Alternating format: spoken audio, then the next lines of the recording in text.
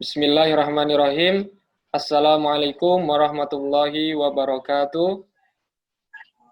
Waalaikumsalam warahmatullahi wabarakatuh.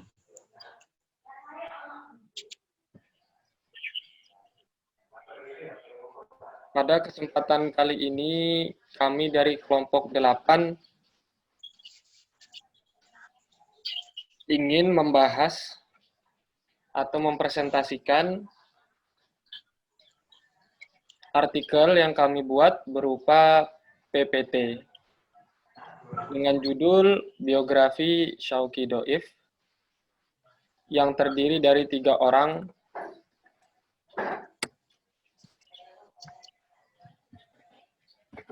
Yang pertama yaitu Abdul Aziz, yang kedua Ilham Hanif Rahman, dan yang ketiga Muhammad Muslim.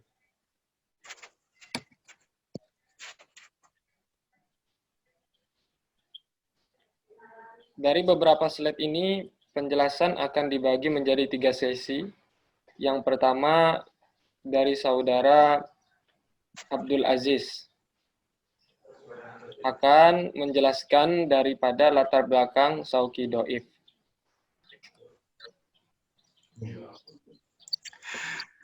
Ya, saya akan Assalamualaikum warahmatullahi wabarakatuh.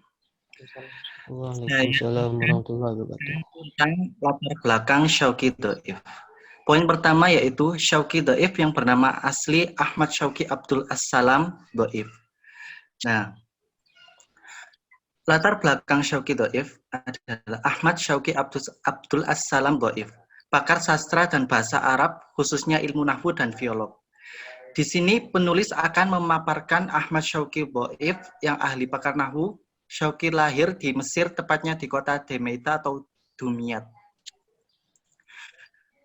Ini masuk ke poin yang kedua. Syauqi Dhoif lahir di Mesir, di kota Damietta atau Dumyat pada 13 Januari 1910 Masehi atau 1 Muharram 1328 Hijriah. Yang poin ketiga yaitu ketika Syauqi Dhoif berumur 10 tahun, beliau telah hafal Al-Quran. Nah, setelah Syauqi Dhoif berumur 10 tahun, ia telah hafal Al-Quran.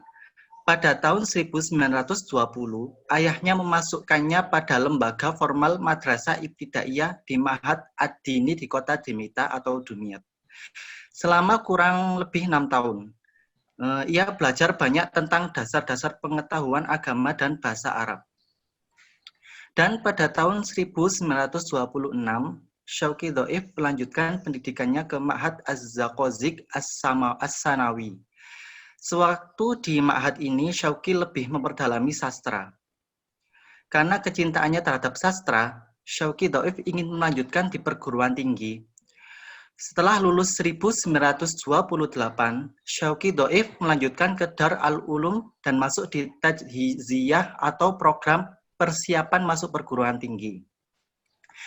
Program ini khusus untuk persiapan bagi para pelajar dari lembaga pendidikan agama seperti Al-Azhar yang ingin masuk Fakultas Adab Universitas Kairo. Kemudian Syauqi Dhoif masuk Universitas Kairo pada tahun 1930.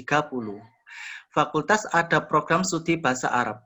Disinilah Syauqi Dhoif titik awal pergeseran pola pikir bidang sastra. Jika sebelumnya hanya bisa membaca karya, di universitas ini Syauqi Dhoif dapat berguru, berdiskusi, dan berdebat langsung dengan para linguis tersohor. Syauqi Dhoif melanjutkan pendidikannya sampai menjadi profesor di Kairo. Nah, sekarang kita akan masuk lagi ke pemikiran Syauqi Dhoif yang akan dibawakan oleh teman saya. Bismillahirrahmanirrahim. Lanjut ke pemikiran Syauqi Dhoif. Syauqi Dhoif melakukan reformasi kaidah-kaidah bahasa Arab yang tertuang di kitabnya Tajdid An-Nahwu. Reformasi beliau memiliki 6 unsur di dalamnya, yaitu yang pertama, merampingkan dan menyusun kembali materi bab-bab kajian nahwu.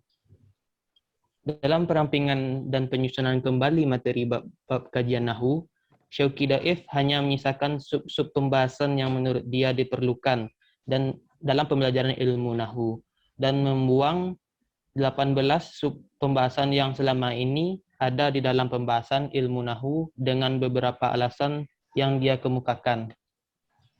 Yang kedua, membuang bahasan i'rab takdiri dan i'rab mahalli. Pembuangan dilakukan karena menurut Syauqi Daif dan juga pendapat pakar yang dia ambil diteruskan pendapatnya oleh beliau yaitu Ibnu Mada Al-Qurtubi yang tertuang dalam bukunya Ar-Rad ala An-Nuhat merupakan hal yang menyulitkan dalam pembahasannya. Yang ketiga, kata yang di-i'rab tidak berguna, tidak perlu di-i'rab. Perkataan yang menurut Syauqi Daif merumitkan dalam i'rabannya seperti i'rab istisna dan lain sebagainya. Untuk poin keempat sampai keenam dilanjutkan oleh saudara saya. Baik, untuk poin keempat, kelima, dan keenam, yang keempat adalah merinci kembali kaidah-kaidah yang sulit difahami. Kaidah-kaidah yang sulit dipahami ini yaitu terfokus atau yang ditujukan atau yang dimaksud dari Syauqi Daif ialah pada bab maf'ul dan juga hal. Bab maf'ul di sini adalah bab maf'ul mutlak dan juga maf'ul ma'ah. Dan hal sendiri yaitu mencakup yang maf'ulun bih dan lain hal sebagainya. Perincian ini dilakukan beliau karena salah satunya yaitu sulit dipahami. Maka beliau lebih merinci lagi daripada definisi-definisi yang telah dikemukakan oleh para ahli ilmu terdahulu agar dapat ditangkap lebih mudah oleh pembaca-pembaca tersebut. Kemudian yang kelima, membuang kaidah-kaidah yang sulit. Kaidah-kaidah yang sulit itu dibuang dengan alasan-alasan tertentu oleh beliau. Karena salah satu alasannya tidak dibutuhkan.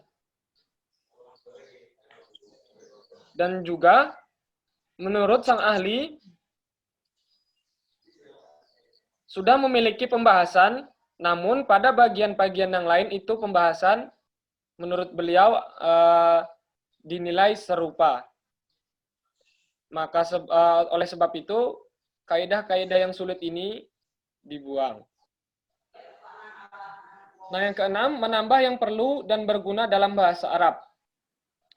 Ini dari sisi individu beliau mengemukakan penambahan-penambahan ya, yang dianggap beliau berguna